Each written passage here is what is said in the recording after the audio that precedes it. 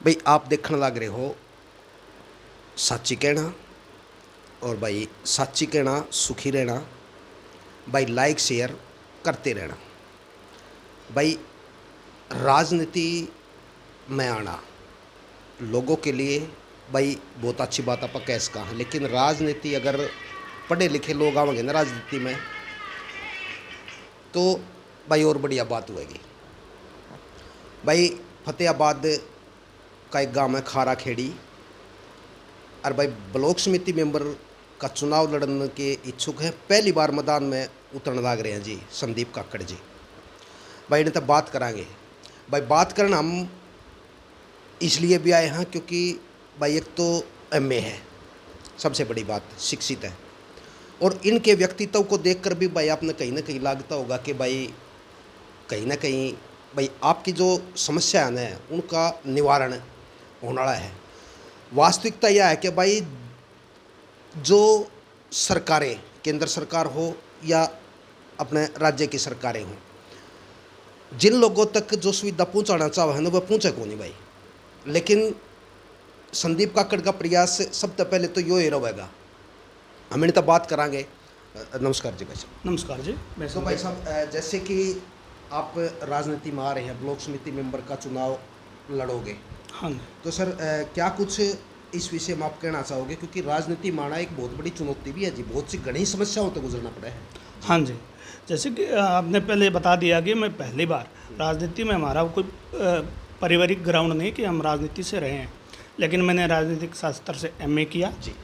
और उसके बाद जैसे पंचायत में काम है कि आज के टाइम में चुनाव में जब लोग आते हैं बड़ी बड़ी बातें करते हैं जो कि उनके लेवल की ही नहीं है, लेकिन मैं वास्तविक और धरातली बातें कहता हूँ कि हमारा अधिकार क्षेत्र क्या है और क्या होना चाहिए इसके अंदर। इसके अंदर मेरे मुख्य मुद्दे ये हैं कि चाहे केंद्र सरकार की योजनाएं हों और चाहे राज्य सरकार की योजनाएं हों, वो योजनाएं अंतिम व्यक्ति तक पहुंचनी चाहिए जो वास्तविक उस चीज़ का हकदार है जी। जो कि आज तक विशेष रूप से खाराखेड़ी के अंदर नहीं हुआ।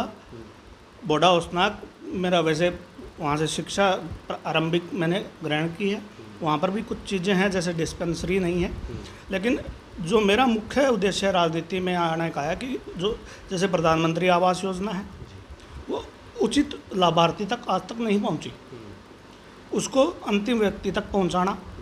जैसे कि प्रधानमंत्री सिंचाई योजना है, इसके लिए सिंचाई योजना के अंदर आज के समय में काफ़ी पैसा है, लेकिन जो जनप्रतिनिधि हैं या वो लोग हैं उनकी उदासीनता के कारण लोगों का काम नहीं हो पा रहा। तो उस चीज़ को बहुत अच्छे तरीके से और एक सही प्रपोजल बना के जब तक हम विभाग को नहीं देंगे तब तक वो काम नहीं होगा। और उसके बाद की बात करें अगर मनरेगा को आज के समय में एक गड्ढे खोलने तक सीमित करके रख दिया, जबकि इसका बहुत अच्छे से उपयोग किया जा सकता है। जैसे कि गांव की गलियों के अंदर बहुत ज़्यादा सफाइयाँ नहीं होती है, कर्मचारी नहीं हो, कमी है, तो उसके अंदर अपना गांव भी साफ़ सुथरा होगा और जो काम है वो अच्छा लगेगा। एक गड्ढा खोदना कोई समस्या या काम नहीं है।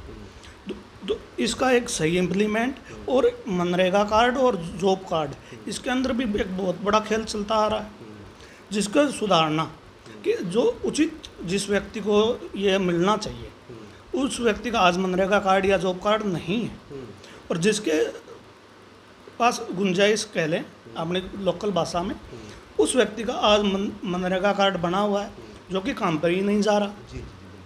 ये भी एक बड़ी समस्या है।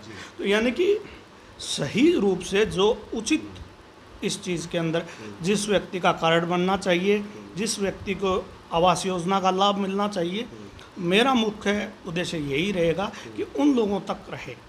उसके बाद अगर अब आप बात करें, हमारे गांव के अंदर एक बोडा ओसनाक के अंदर स्कूल ग्राउंड बहुत अच्छा है, लेकिन हमारे गांव के खाराखेड़ी के अंदर बच्चों के खेलने के लिए नवोदय बहुत दूर रह जाता है गांव से, छोटे बच्चों वहाँ तक जा नहीं पाते। स्कूल के साथ में प्ले ग्राउंड नहीं है। तो ये भी एक बड़ी समस्या है कि बच्चों को पढ़ाई के साथ साथ अगर खेल कूद में हिस्सा लेंगे तो उनकी फिजिकल भी अच्छी होगी, आगे आने वाले हर जो भी कोई किसी भी भर्ती में जाते हैं और जाते हैं या खेल में जाते हैं तो वो उसके अंदर कामयाब मिलेगी जब उनके लिए वहाँ पर सुविधाएं होंगी। तो ये भी मेरा एक प्रयास रहेगा। जी बिल्कुल बिल्कुल। इसके अलावा एक समस्या खाराखेड़ी के अंदर और है कि वाटर वर्क्स के अंदर पीने लायक पानी की जो है वो स्वच्छ तो छोड़ दीजिए, बहुत गंदा पानी है, उसके अंदर सुधार करना बहुत आवश्यक है, साफ़ सफाई भी करना ज़रूरी है। उसके अंदर हमारे गांव का वाटर वर्क्स एक टाइम में 6 या 7 गांवों को सप्लाई करता था। आज के समय में सिर्फ खाराखेड़ी एक गांव को ये 30 दिन तक पानी नहीं दे पाता। इसकी कभी मुरम्मत ही नहीं हुई और इसके अंदर क्योंकि मूलभूत आवश्यकता है हमारी, तो एक ये जो पानी का मुद्दा है ये सबसे पहला प्राथमिक मुद्दा रहेगा मेरा कि स्वच्छ जल और वाटर वर्क्स को सही तरीके से हम इसको रिपेयर करवाएं या नया बनता है तो नया बनवाने का प्रयास मेरा रहेगा। पानी शुद्ध होगा तो भाई हमारे शरीर में बीमारी कम आएंगी, डॉक्टर के दौर नहीं जाना पड़ेगा। संदीप जी ने बताया है कि भाई शुद्ध पेयजल की व्यवस्था जो है करवाएंगे, और भी इन्होंने जो है मुद्दे जो हैं चल रहे हैं उनके ऊपर भाई बताया कि इनका समाधान होगा। भाई बात करांगे भाई हरियाणा में भाई काफ़ी लोगों की जो वृद्धावस्था पेंशन है ना वो भाई बंद हो रही थी, लगभग 10,000 से ज़्यादा लोगों की। और भाई रोहतक का एक आदमी काफ़ी समय तक प्रयास कर रहा था कि भाई मैं जिंदा हूँ, क्योंकि वो मृत दिखा दिया गया था। भाई सारे कागज़ लेके घूमता रहा लेकिन बात नहीं बनी। अंत में भाई वो थारा फूफा जिंदा है बैनर लेके निकला और उसकी समस्या का समाधान हो गया। तो संदीप जी इस तरह की जो समस्या है ना वो घने लोगों का साथ अपना हरियाणा में, तो क्योंकि भाई कहीं ना कहीं आप ब्लॉक समिति मेंबर में चुनाव लड़ोगे तो कहीं ना कहीं ये समस्या आपके सामने आने वाली है, समझ लो। तो क्या कुछ कहना चाहोगे जी, क्योंकि बुढ़ापा जो है ना भाई बुढ़ापा में कुछ आता रहे ना तो बालक भी सेवा करते रहे। जी सर बिल्कुल। अगर वृद्धा पेंशन की बात करें तो आज के समय में वैसे बार बार हरियाणा सरकार की तरफ से भी कहा गया कि जैसे ही आपके आधार कार्ड में 60 साल उम्र हो जाएगी आपकी अपने आप अकाउंट में पेंशन आना शुरू हो जाएगा, लेकिन ऐसी व्यवस्था अभी तक लागू नहीं हुई है। आज के समय में अगर 60 साल उम्र पूरी हो गई है तो दफ्तरों के चक्कर पर चक्कर लगाने पड़ते हैं और एक कहीं ना कहीं इसके पीछे भ्रष्टाचार एक बड़ा मुद्दा भी है। जी जी जी बिल्कुल बिल्कुल। और वो भ्रष्टाचार के अंदर उनके एजेंट हैं, जब तक उनके जेब में ना डालें तब तक काम नहीं होता। और आप चक्कर लगाते रहो, कागज़ पूरे करते रहो, वो कमियां निकालते रहेंगे, आपको राउंड टू राउंड इस टेबल से उस टेबल भेजते रहेंगे। ये एक मुख्य मुद्दा भी है, आपकी बात बिल्कुल सही है। और इसके ऊपर जो संबंधित अधिकारी होंगे और उनसे जो भी समस्या होगी और जिस भी व्यक्ति के अगर ये इस प्रकार की समस्या होगी जो कि वास्तव में 60 साल उम्र हो चुकी है लेकिन उस जो योजना का लाभ नहीं मिल रहा, तो जैसे मैंने पहले ही कहा कि चाहे सरकारी योजना केंद्र की हो या राज्य की हो, वो अंतिम व्यक्ति और जो पात्र व्यक्ति है उसको पहुँचाने के लिए हर संभव कार्य किया जाएगा। जी भाई संदीप जी ने कम शब्दों में घने बताने की कोशिश करी है, क्योंकि बुनियादी सुविधाएं हैं उनका जिक्र हो लिया। भाई पेंशन का जिस प्रकार था हमने जिक्र करा वो पेंशन को प्रमुखता तो इन्होंने भाई रख दिया। इसके अलावा और जो मुद्दे हैं भाई धरातल पर काम करने वाला या लोगों के बीच में रहने आदमी जरूर नहीं जाना है कि भाई इनकी समस्या और क्या होती होंगी। जी सर, और जो मतलब आपको लगता हो कि कहीं ना कहीं इस तरह की समस्या और है तो उनके बारे में भी थोड़ा सा बता दीजिए। हाँ, और समस्या की जैसे बात है कि एक सामाजिक हमारा आज के समय में ताना बाना है उसके अंदर भी कहीं ना कहीं गैप रहता है। अशिक्षा कह लीजिए या एक पुरानी रूढ़िवादी बातें आती रहती हैं कि मैं फलाने कास्ट से, मैं फलाने परिवार से, और काम भी है वैसे अगर जो प्रतिनिधि चुना जाता है ये अपने परिवारवाद के अंदर इसके अंदर ज़्यादा प्रेफरेंस दे के पहले उनका काम करता है, सार्वजनिक और जनहित कार्यों के ऊपर ध्यान कभी नहीं दिया जाता। ये एक बड़ी बात रही है, क्योंकि आज तक देखे जाए अगर तो पर्सनल जो लोगों के काम है जो परिवार के नज़दीकी हैं, चाहे वो सरपंच के हों या किसी भी जनप्रतिनिधि के जो नज़दीकी हैं उनके काम होते हैं पर्सनल, जबकि उसमें फ़ायदा हुआ एक व्यक्ति का निजी लाभ, जबकि काम सरकारें और जनप्रतिनिधियों का काम है जनहित और सार्वजनिक काम करना। जी जी जी। तो जैसे लंबे रास्ते हैं उनको पक्का करवाना चाहिए। पहले जो सार्वजनिक जिसके ऊपर 10-20 डाणियों या 50 खेतों के काम आए वो काम होने चाहिए। ये एक बड़ा मुद्दा है कि पर्सनल लोगों के रास्ते हैं वो पक्के हो रहे हैं, लेकिन जो सार्वजनिक रास्ते हैं वो उनके ऊपर काम ही नहीं हुआ। वो करवाना एक बड़ी बात है। जैसे कि मेरी शिक्षा बोडा होसनाक से हुई, तो बोडा होसनाक के अंदर एक बड़ी समस्या है कि वहाँ पर प्राथमिक चिकित्सालय नहीं है। जी।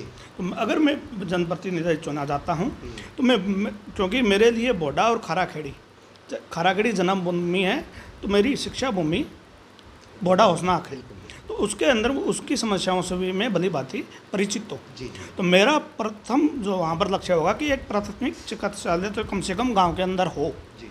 एक वहाँ पर जो स्कूल के बिल्कुल आगे है, बोडा होसनाक के गवर्नमेंट स्कूल के आगे गंदे पानी का जो है छोटी जोड़ी बनी हुई है, अगर उसको हम वहाँ पर एक अच्छा पार्क बना दें और दूसरी तरफ पंचायत की ज़मीन है रोड के पार, वहाँ पर कर देते हैं और उस जगह से उस पानी का सिंचाई के रूप में भी यूज करें, तो गंदा पानी भी नहीं होगा, बीमारियों से भी छुटकारा मिलेगा, और गांव के स्कूल के अगर आगे पार्क होता है, कुछ ऐसे होता है, तो वो सुंदर भी लगेगा और बच्चों के खेलने के लिए, बुजुर्गों के टहलने के लिए ये भी एक सुविधा रहेगी। तो मेरा भी वहाँ पर एक ये मुद्दा भी है।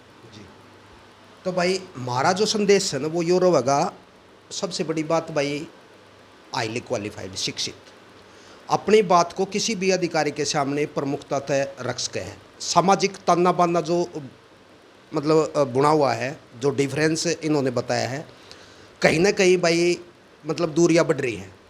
भाई हमारे देश में भाई विभिन्न प्रकार की जो घटनाएं घटने लग रही है ना, उन पर कहीं ना कहीं अंकुश लगने की तैयारी होने लग रही है, क्योंकि पढ़े लिखे लोग आवेंगे तो वो समझेंगे तो भाई जो दुर्घटनाएं घटने लग रही है।